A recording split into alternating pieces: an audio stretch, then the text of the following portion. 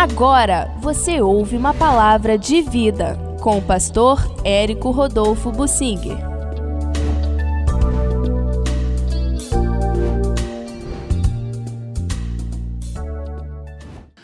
Até Jesus tinha que se preparar para sofrer.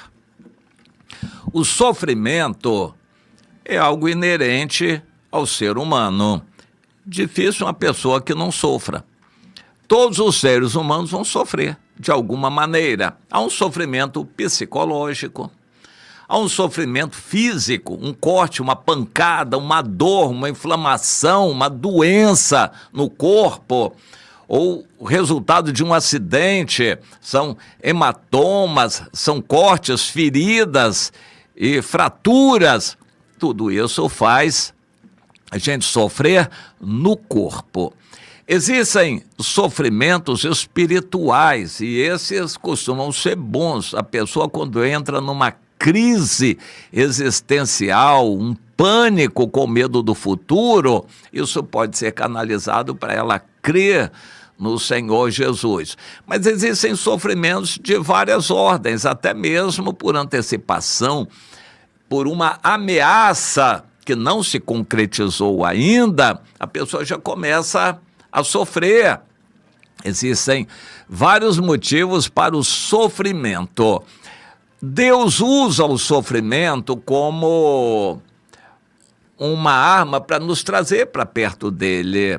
Deus usa o sofrimento humano, mas sofrer sem Deus é ruim demais, é não ter esperança, abrir caminho para outros sofrimentos que virão.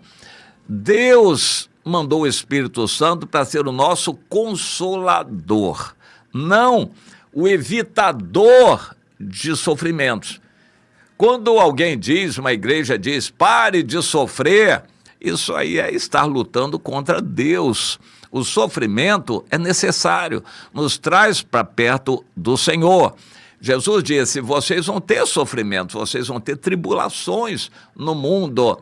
Tenham bom ânimo, porque eu venci o mundo, mas não vou evitar vocês de passarem por esses sofrimentos, por essas tribulações. As tribulações que o cristão passa aqui vão ser grandes, cada dia mais e mais, à medida que se aproxima a volta de Jesus. Nós cremos que os que forem aprovados hoje pelo Senhor não vão passar pela grande tribulação, serão tirados da grande tribulação, serão arrebatados para não passarem pela a grande tribulação que vem sobre o mundo. Mas vamos ter tribulações grandes à medida que formos fiéis. O apóstolo Paulo escreve em 2 Timóteo 3,12 que todo aquele que quiser ser fiel a Deus, viver piedosamente em Jesus, será perseguido, terá sofrimentos aqui na terra. Isso faz parte. Mas acontece que há sofrimentos evitáveis. Há muitas pessoas que estão tendo acidentes de moto. Eles sabem que o veículo é extremamente perigoso, alguns abusam da velocidade, das condições e acabam se arrebentando e com dano para o seu corpo. Acidentes de motos. Se a pessoa não anda de moto, é reduzido o risco desses acidentes. Há outros acidentes que podem ser evitáveis. Por exemplo, a pessoa andar mais prudentemente no meio da calçada, não na beirada, não atravessar a rua de qualquer forma, não se expor em ambientes mais perigosos, não andar em ruas desertas. A pessoa vai tentar evitar esses sofrimentos. Então, isso é algo que a pessoa pode fazer para diminuir o risco, mas nunca eliminar o risco. Ela vai morrer dentro de casa, num ataque cardíaco, num problema sério de saúde, até dentro da sua própria casa. Existem riscos que são evitáveis, existem riscos que são inevitáveis. E sofrimento para o cristão, quando ele é fiel a Deus, é prova de que ele está no caminho certo. Se a gente está no caminho certo, a consequência é que vamos ter problemas, sofrimentos, perseguições. Se a gente não é perseguido no mundo, é bom a gente rever a situação. É que não estamos sendo fiéis nem obedientes ao Senhor. Se formos fiéis, nós vamos sofrer. Se não formos fiéis, o mundo não vai ter interesse em nos atacar. Jesus sabia que o seu sofrimento estava para vir. Ele até poderia evitar a cruz. Jesus poderia. Até o fim, Satanás tentou fazer Jesus descer da cruz. Ou até mesmo antes de ir para a cruz. Mas ele sabia que isso era o caminho de Deus. Em Marcos, no capítulo 10, a Bíblia nos diz que Jesus ia subindo para Jerusalém adiante de seus discípulos. E eles se admiravam, estavam tomados de apreensões. Então Jesus levou os 12 à parte, assim, porque havia um monte de outros que estavam seguindo Jesus também. Ele separou os 12 para um canto e começou a lhes revelar as coisas que deveriam acontecer. E disse: eis que subimos para Jerusalém. O Filho do Homem será entregue nas mãos dos principais sacerdotes e escribas, que condená-lo-ão à morte e o entregarão aos gentios, os romanos. Hão de escarnecê-lo, cuspir nele, açoitá-lo e matá-lo, mas depois de 3 dias ressuscitará. Para ressuscitar, Jesus teria que morrer. Ele disse: ninguém tira a minha vida de mim, eu que espontaneamente a dou. Aqui em Marcos 10, no trecho que nós lemos, Jesus está falando para os discípulos dele com detalhes como seria o sofrimento dele, que poderia ser evitado, mas ele não quis evitar, ele quis passar por aquele sofrimento. Então aconteceu aquele episódio do João e Tiago se aproximarem dele e pensando que o reino de Deus viria logo com poder, eles queriam participar desse poder e pediram que eles se assentassem um à direita e outro à esquerda de Jesus. E Jesus foi responder: vocês não sabem o que estão pedindo. Vocês podem beber o cálice que eu vou beber, receber o batismo com que eu vou ser batizado?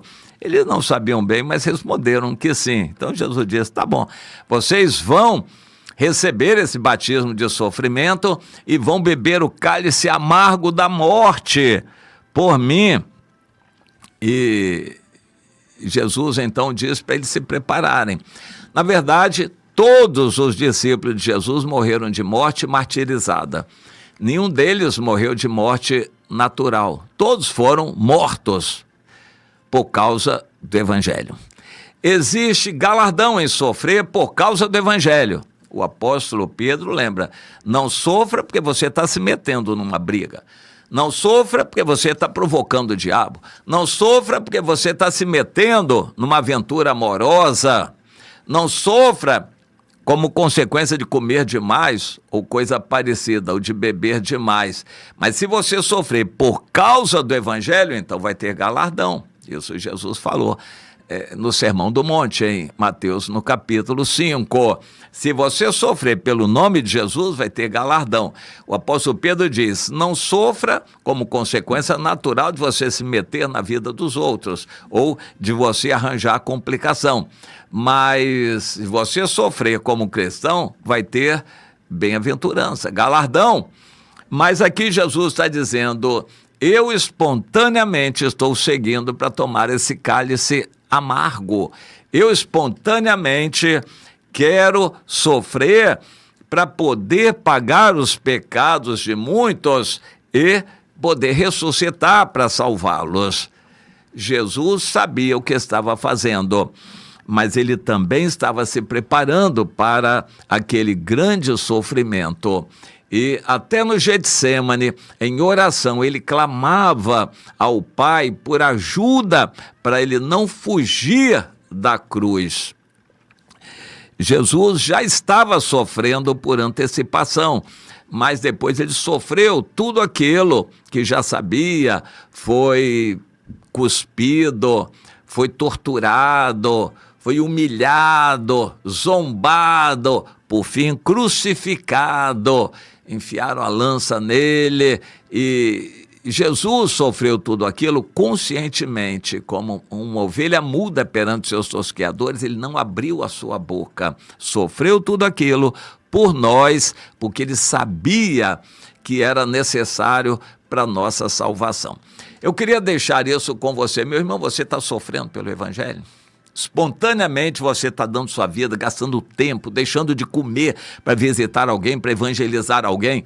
Você está fazendo um sacrifício para poder ajudar uma pessoa, socorrer aquele, levar a palavra de Deus para aquela outra lá, visitar uma família que está fraca, orar por eles. Você está sofrendo por causa dos outros, por causa do Evangelho, ou você só cuida do seu bem-estar, que é uma casa boa, bem confortável, com ar-condicionado, com bastante conforto, bastante comida na geladeira, uma televisão de um monte de polegadas na frente para assistir jogos de futebol, assistir filmes preferidos. Você quer bastante dinheiro na conta, lá na aposentadoria, para você poder viver bem aqui na terra. É isso que você está buscando?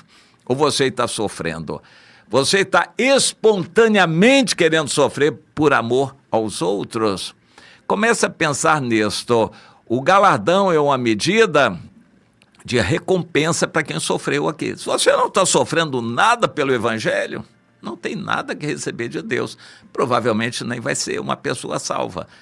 Preste atenção. Se não está sofrendo, é um indicador de que a sua vida está mal perante Deus. Você não está sofrendo por causa do Evangelho.